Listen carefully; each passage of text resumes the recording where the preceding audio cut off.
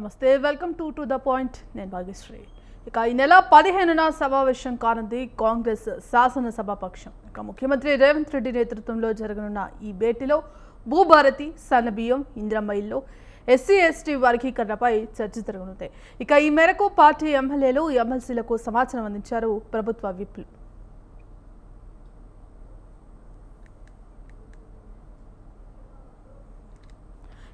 ఇదే అంశంపై చర్చించడానికి మనతో పాటు పొలిటికల్ అనలిస్ట్ బండారు రామ్మోహన్ గారు ఉన్నారు. రామ్మోహన్ గారు నమస్తే అండి.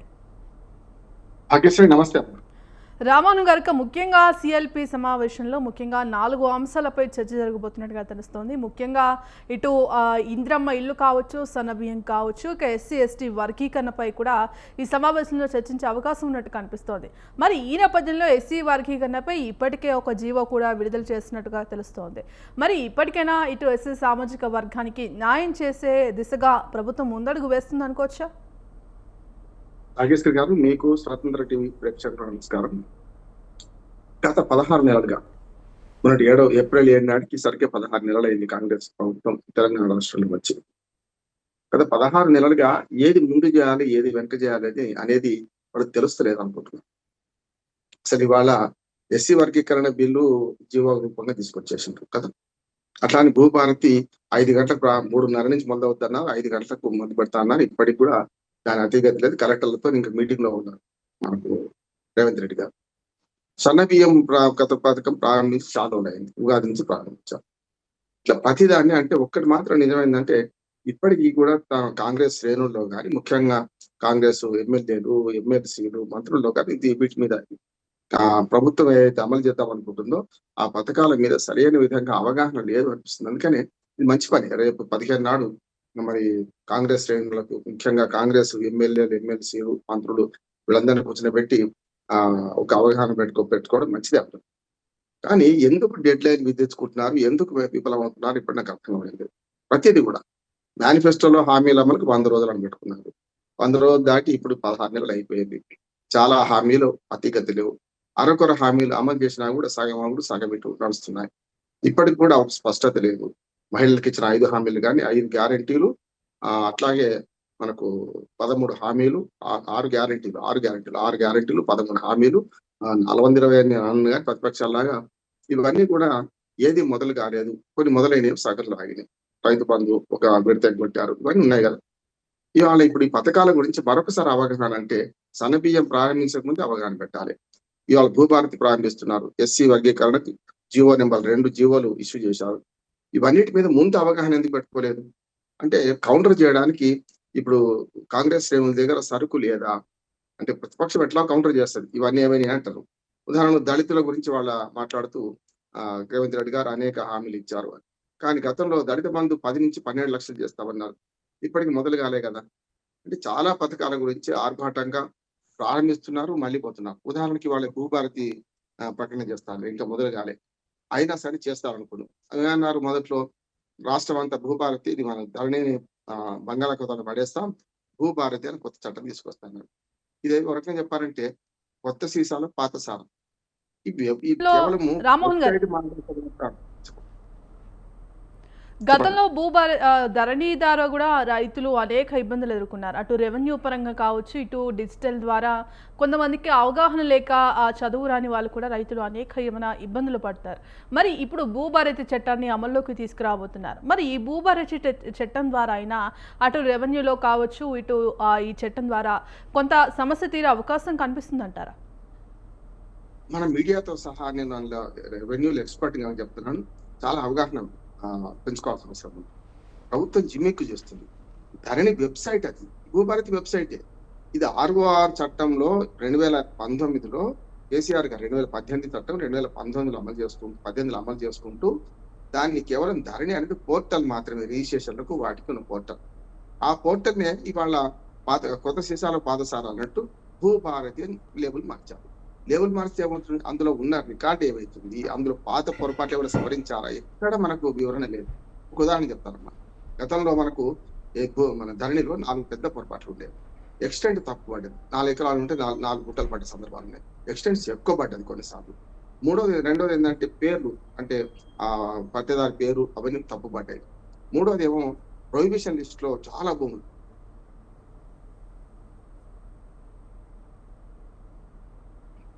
రిజిస్ట్రేషన్ ఆగినాయి. ఇట్లా చాలా నేను చెప్పిన పొరపాట్లు చాలా ఉన్నాయి. ఇటువంటివన్నీ ఉన్నాయి. ఈ 4, 5 పొరపాట్లను ఇప్పుడు ఈ ధరణిలో ఉన్న పొరపాట్లను భూభారతిలో సవరించాలి. ఏం చేయాలి? మొత్తం రికార్డ్ అంతా తిరిగేసి అభ్యంతరాలు స్వీకరించి ఇప్పటిదాకా 6 లక్షల అప్లికేషన్స్ పెండింగ్ లో ఉన్నాయంటుంది కదా ఇదే గవర్నమెంట్. అట్లా కాకుండా ఇంకొక మాట కూడా అన్నది ఇదే గవర్నమెంట్. ధరణిలో రాత్రి అర్ధరాత్రి రిజిస్ట్రేషన్ అయినాయి, తెల్లారికల్లా పేరు మారిపోయింది. నిజం, చాలా అక్రమాలు జరిగినాయి. మరి వాటి అన్నిటి గురించి ఎంక్వైరీ ఏవి, వాళ్ళ మీద చర్యలు ఏవి? ఇప్పుడు మొన్నటి దాకా అంటే ధరణిలో అక్రమాలు అన్నిగా అసలు మొత్తం ప్రభుత్వం అక్రమాలు చేసింది అన్నది ఒక్కటన్నా రుజువు చేసిండ్రా 6 నెలల్లో? ఇంకోటి కూడా చెప్తున్నాను. ఇప్పుడు రేపు ఇవాళ ధరణి మన భూభారతి స్టార్ట్ చేసే దానిలో మొదలేమో మొత్తం అంతా చేస్తామన్నారు. ఇప్పుడు ఏమంటున్నారు? 3 మండలాలు 3 జిల్లాల నుంచి తీసుకుంటా ఉన్నారు. అంటే ఎంత అవగాహన లేకుండా పోతున్నారంటే 3 జిల్లాలంటే ఉమ్మడి జిల్లాలను తీసుకోవాలి కదా. నల్గొండ జిల్లాలోని సాగరు, తిరుమలగిరి రెండో ఒకటే జిల్లా, రంగారెడ్డి జిల్లాలోని కీసర, ఈ 3 మండలాలు తీసుకుంటున్నారు. ఎప్పటి నుంచి అమలు చేస్తారంటే ఈ భూభారతి మొత్తం అంటే జూన్ 2 నుంచి తెలంగాణ ఆవిర్భావ దినం నుంచి. దగ్గర లేదు కదా తెలంగాణ ఆవిర్భావం అంటే మేము మొత్తం పోవాలి, అది ఒక 25 రోజుల తర్వాత అమలు చేస్తాం. దానిలో కూడా ఇప్పటిగా భూభారతి వెబ్సైట్ సరిగ్గా ఉందా లేదా అని చూడకుండానే ఇప్పుడు మొదలు పెడుతున్నారు. ఇవాళ మంత్రికి రెవెన్యూ మంత్రికి ముఖ్యమంత్రికి మధ్యన మరి అవగాహన సరిగ్గా లేదనిపించింది. రెవెన్యూ మంత్రి ఏమంటున్నారు, ముఖ్యమంత్రి ఏమన్నారంటే ఒకటేసారి 1,000,000 మంది బ్రౌజ్ చేసిన వెబ్సైట్ ఎప్పుడు కూడా ఫ్రీజ్ కావద్దు, వెబ్సైట్ సరిగ్గా పనిచేయాలని ఆయన చెప్తారు.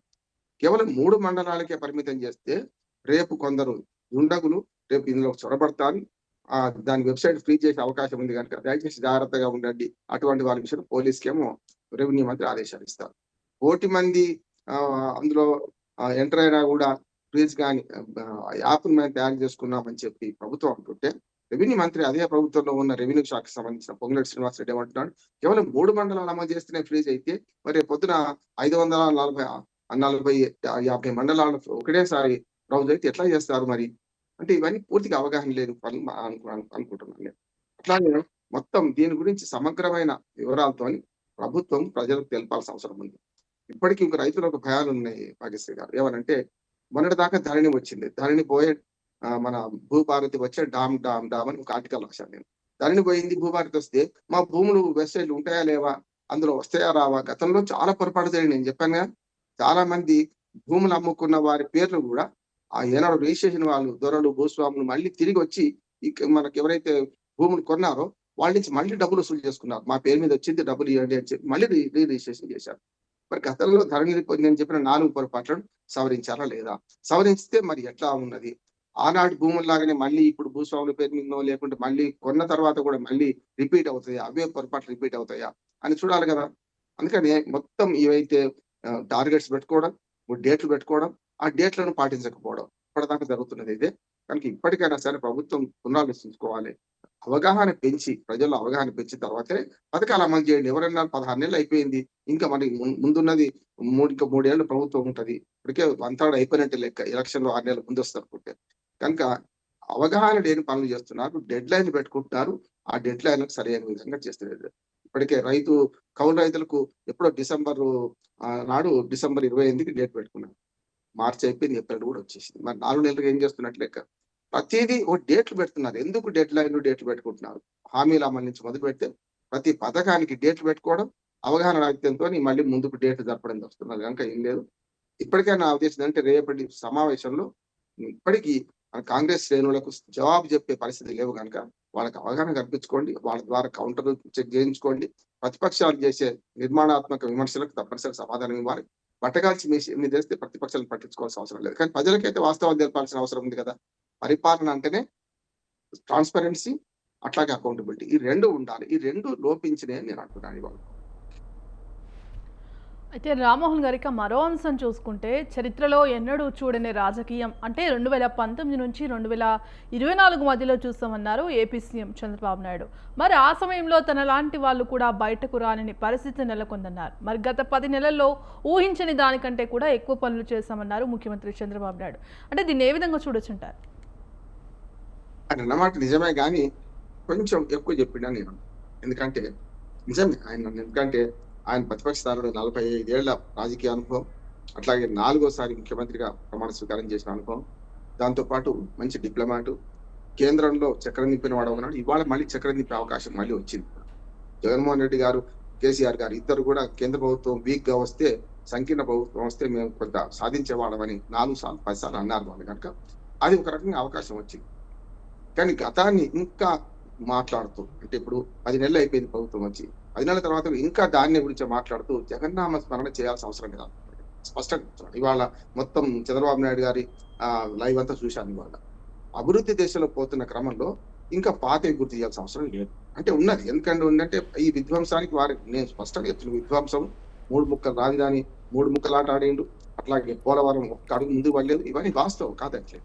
కానీ ప్రజలు అర్థం చేసుకునే కదా మళ్ళీ మీకు అప్రతిహతమైన మెజార్టీ. నిజంగా చెప్పాలంటే జగన్మోహన్ రెడ్డి రికార్డు సృష్టించారు 151 సీట్లతో. అంటే మీరు కూటమిలో 164 సీట్లు సాధించారు. ఒక్క తెలుగుదేశం పార్టీ 135 సీట్లు సాధించింది కాదట్లేదు. ఈ చారిత్రాత్మకమైన తీర్పిచ్చిన క్రమంలో పాతను ఒకసారి గుర్తు చేయాలి తప్పదు. కానీ ఒక 5 నెలలు 6 నెలలు అని కానీ ఇంకా 10 నెలలు అవుతున్నాయి ఇంకా గుర్తు చేయడం కంటే వారు ఏం చేస్తున్నారు చెప్పడం మంచిది. చేస్తున్నారు కూడా ఒక ప్రణాళికబద్ధంగా పోతున్నారు. గత విధ్వంసం నుంచి కోలుకోవాలంటే టైం పడుతుంది. ఒక హుద్హుద్ తుఫాన్ వచ్చిన తర్వాత విశాఖపట్నం నేనైతే తుఫాన్ వచ్చిన నెలకే పోతే ఇది ఎట్లా బాగుపడుతుంది అనుకున్నా. కానీ ఆ హయాంలో ఆనాడు బ్రహ్మాండంగా ఇవాళ మళ్ళీ విశాఖపట్నంలో అవి చిహ్నాలు లేకుండా చేశాం కాదట్లేదు. కానీ ఇప్పుడు ఈ అనుభవంతో తాను చేయాల్సిన పని ఏంటంటే గతంలో జరిగిన విధ్వంసాన్ని పూడ్చుకునే క్రమంలో కేంద్రంలో రాష్ట్రంలో ఒక రకంగా చెప్పాలంటే ఒకే ప్రభుత్వం డబుల్ ఇంజన్ సర్కార్ ఉన్నట్లు లెక్క ఎన్డీఏకి ఉంటుంది. రెండోది వాళ్ళకి అవసరం మన అవసరం వాళ్ళకుంది, వాళ్ళ అవసరం మనకున్నది. ఈ 2 చేస్తారనుకుంటున్నాను. ఇప్పటికైతే కొన్ని సాధించాలని కూడా అనుకున్నాను. ఎందుకంటే పోలవరం విషయంలో ఆ యూటిలైజేషన్ సర్టిఫికెట్స్ ఇచ్చిన వాటికి కూడా డబ్బులు కలుపుకొని 12,000 చిల్లర కోట్లు మంజూరు కావడం, అందులో ఇంకా చేయని పనులకు కూడా మంజూరు కావడం చాలా ఒక రకంగా చాకచక్యం చేస్తున్నట్టే పని. వాళ్ళ అమరావతి రాజధాని గురించి కూడా తర్వాత మాట్లాడదాం మనం. దాని గురించి కూడా ఒక పట్టింపు రావడం, మనకు పోలవరం అమరావతి ఈ 2 గేమ్ చేంజర్లు. కానీ రాయలసీమకు గతంలో మనకు విభజన చట్టంలో హామీలు ఇచ్చిన ఏదైతే కడప ఫ్యాక్టరీ ఉందో దానికోసం కూడా ఆలోచించారు. ఎందుకంటే మనకు మొత్తం ఉత్తరాంధ్ర రాయలసీమ ఇవాళ ఆంధ్రప్రదేశ్ లో ఈ 2 ఇప్పటికీ వెనుకబడ్డ ప్రాంతాలుగా ఉన్నాయి. కనుక విభజన హామీల అమల్లో కూడా కొంచెం శ్రద్ధ వహిస్తే మనకు జగన్మోహన్ రెడ్డి జరిగిన విధ్వంసాన్ని ఒక రకంగా చెప్పాలంటే సరిదిద్దడానికి అవకాశం వస్తుందని నేను అనుకుంటున్నాను. అన్నిటికంటే ప్రభుత్వం చేయాల్సిన పని ఇప్పుడు ఏదైతే కేంద్ర ప్రభుత్వంలో సంకీర్ణ ప్రభుత్వం ఉంది కనుక మెల్లగా బ్లాక్ మెయిల్ చేస్తే గతంలో చంద్రబాబు నాయుడు గారు వైసీపీ ట్రాప్ లో పడి అంతకుముందు దాకా ప్రత్యేక ప్యాకేజ్ కొప్పుకున్న ఆయన 2019 కంటే ముందు ఎన్నికల కన్నా ముందు సంవత్సరం ఇండియాతో విభేదించడం కూడా తప్పంటున్నాను. అంటే ఆనాటి పరిస్థితులు అందరం కరెక్ట్ అనుకున్నాం. కానీ నేను ఆనాటి నుంచి అంటున్నాను వైసీపీ ట్రాప్ లో పడ్డ వల్లనే కేంద్ర ప్రభుత్వం విభేదించి ఒక 5 ఏళ్ళు వెనక్కిపోయింది ప్రభుత్వం. 5 ఏళ్ళు కాదు 10 ఏళ్ళు వెనక్కిపోయినట్టే లెక్క ఆంధ్రప్రదేశ్ అభివృద్ధి. ఇప్పటికి కూడా రామాయపట్నం పోర్టు అంటే కేవలం ఈ రాజధాని 3 రాజధానుల మధ్య ఒక రాజధాని అట్లాగే పోలవరం ఈ 2 కాదు గేమ్ చేంజర్ గా పనిచేయాలంటే ఖచ్చితంగా మనకు 975 కిలోమీటర్ల సముద్ర తీరం ఉంది ఆంధ్రప్రదేశ్. ఒక వరం మనకి పోర్టుల అభివృద్ధిని కూడా చేసుకోవాలి. పోర్టుల అభివృద్ధి ఇప్పటిదాకా ఉన్న పోర్టులను పునర్నిర్మాణం కొంతవరకు దాన్ని కూడా అభివృద్ధి చేసుకోవాల్సి, కొత్త పోర్టులు ఏర్పాటు చేసుకోవాల్సి ఉంది. ఈ వైపుగా పోతే మంచిదే. ఆయన అనేది వాస్తవం. విధ్వంసం జరిగింది గతంలో, తాను తిరగని పరిస్థితి ఉంది. కానీ ప్రభుత్వం వచ్చిన కొత్తలో భాగ్యశ్రీ గారు కొంచెం మితిమీరి దాడులు కూడా చేస్తున్నారు. పరస్పరం దాడులు అయినాయి. ఇప్పటికైనా సరే ఇప్పుడు కొన్ని అనవసర విషయాల పట్ల జోక్యం చేసుకోకపోతే మంచిగా ఉంటుందని నేను అనుకుంటున్నాను. తిరుమల తిరుపతి దేవస్థానంలో జగన్మోహన్ రెడ్డి బదనాం చేయడానికి ఒక ప్రయత్నం జరిగింది. అది కరెక్ట్ కాదన్నాను. మళ్ళీ ఇప్పుడు ఏమైంది దాని కౌంటర్ గా ఇప్పుడు అది వేరే విషయం ప్రస్తావిస్తున్నాను. ఎందుకంటే ఇప్పుడు తిరుమల తిరుపతి చుట్టూ రాజకీయాలు తిరుగుతున్నాయి. అంటే అవసరం లేని విషయాల పట్ల రాజకీయాలు తిరుగుతుంటే ముఖ్యమంత్రి స్థాయి వాళ్ళు కూడా దాని మీద స్పందిస్తుంటే ముఖ్యమంత్రి లేకపోతే గత ముఖ్యమంత్రి వీళ్ళ స్థాయిలో స్పందిస్తుంటే ఎవరు చేయాల్సిన పనులు వాళ్ళు చేస్తే లేరు అనిపిస్తుంది. ఎలా చెప్పాలంటే టీటీడీ మీద విమర్శలు వస్తే ఎవరు చేయాలి?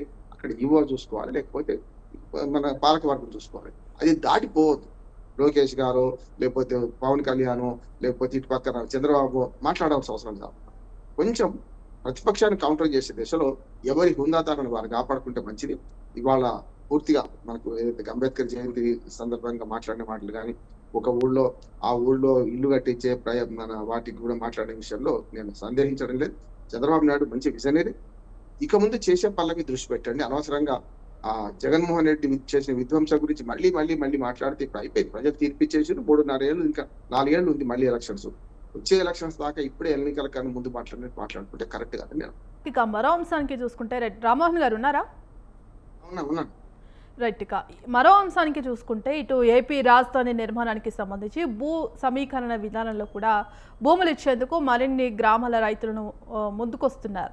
మరి దీంతో ప్రభుత్వం రైతుల విజ్ఞప్తి మేరకు ప్రతిపాదనలు కూడా సిద్ధం చేస్తోంది. ఇప్పటికే చాలా స్థలాల కోసం కూడా సంస్థల నుంచి వినతులు పెరుగుతుండడంతో కూడా ఇటు భవిష్యత్తు అవసరాలను దృష్ట్యా మరింత భూ సమీకరణకు కసరత్తు చేస్తోంది చంద్రబాబు నాయుడు ప్రభుత్వం. మరి దీని ఏ విధంగా చూడొచ్చుంటారు? అంటే నిజంగానే ఇటు అమరావతి రైతుల కళ నెరవేరే అవకాశం కనిపిస్తోందా?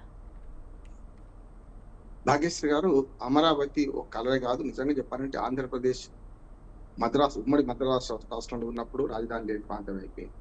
ఆంధ్ర రాష్ట్రం ఏర్పడిన తర్వాత కూడా రాజధాని ఓ చోట, కోర్టు ఓ చోట, మనం చూసి కర్నూలు, గుంటూరు మధ్య తిరిగినాం.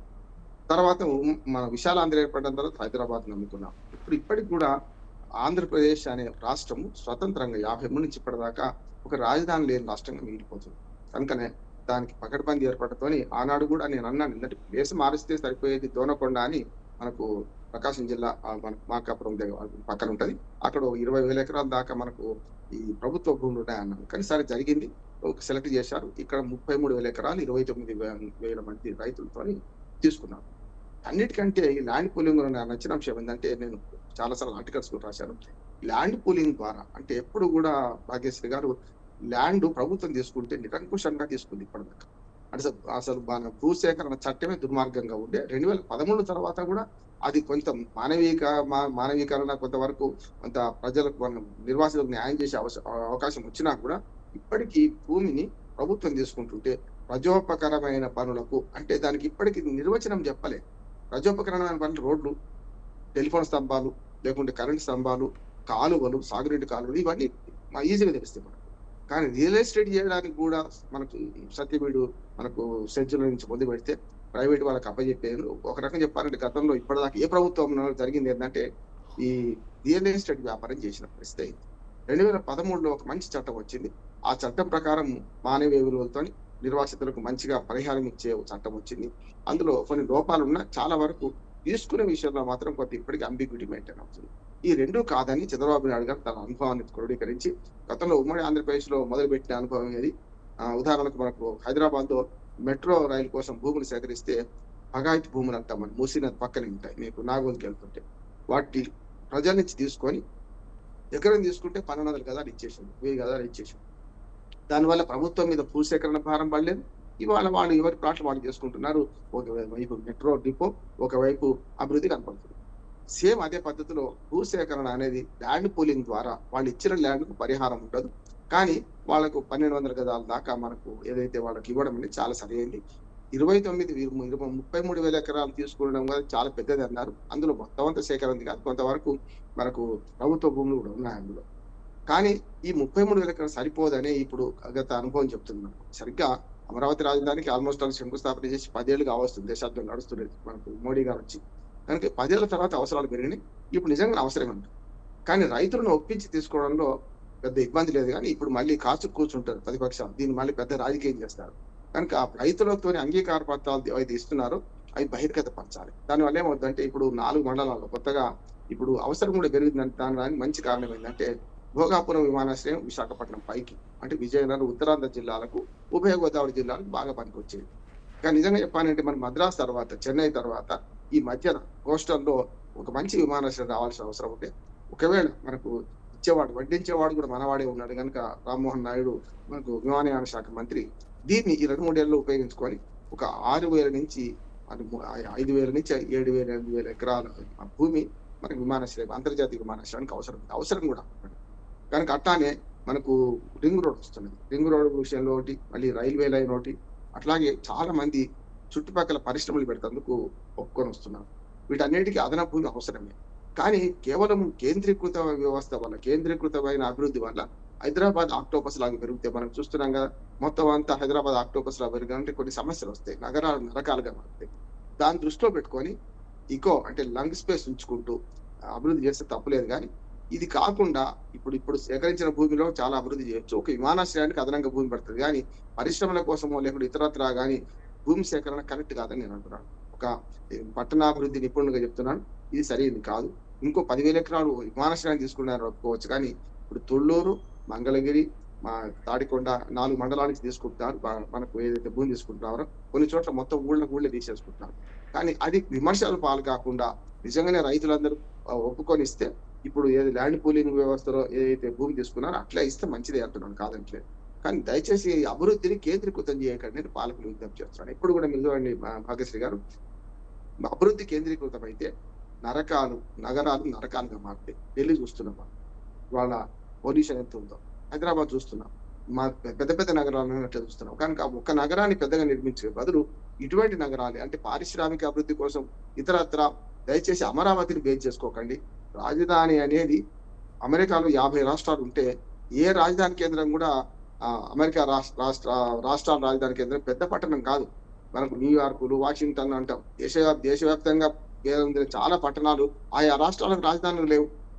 అనవసరంగా మళ్ళొక విమర్శకు దారి తీయకుండా విమానాశ్రయానికి కానీ ఇతరత్ర కొన్ని అభివృద్ధి పనులకు ఇంకో 10,000 ఎకరాలు సరిపోతాయి అని నేను అనుకుంటున్నాను. కానీ అనవసరంగా మళ్ళీ 45,000 ఎకరాలు అంటే మనకు 18,000 హెక్టార్లు అంటున్నారు.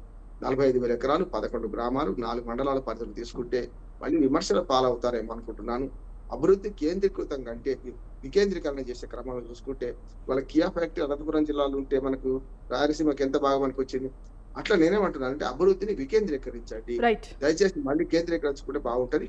నేను అంటున్నా, దీన్ని సగం సమర్థిస్తున్నాను. అవసరమైన భూమి తీసుకోవాలి, కానీ మళ్ళీ విమర్శల పాలు కాకుండా ఉంటే బాగుంటుంది అని అంటున్నాను. అమరావతి రాజధాని ఇవాళ గేమ్ చేంజర్ ఖచ్చితంగా మాట్లాడారు. రైట్. రామ్మోహన్ గారు, థ్యాంక్ యూ అండి. వివిధ అంశాలపై విశ్లేషణ అందించేందుకు ధన్యవాదాలు. ఇక ఇది వాల్టి to the point. Keep watching స్వతంత్ర.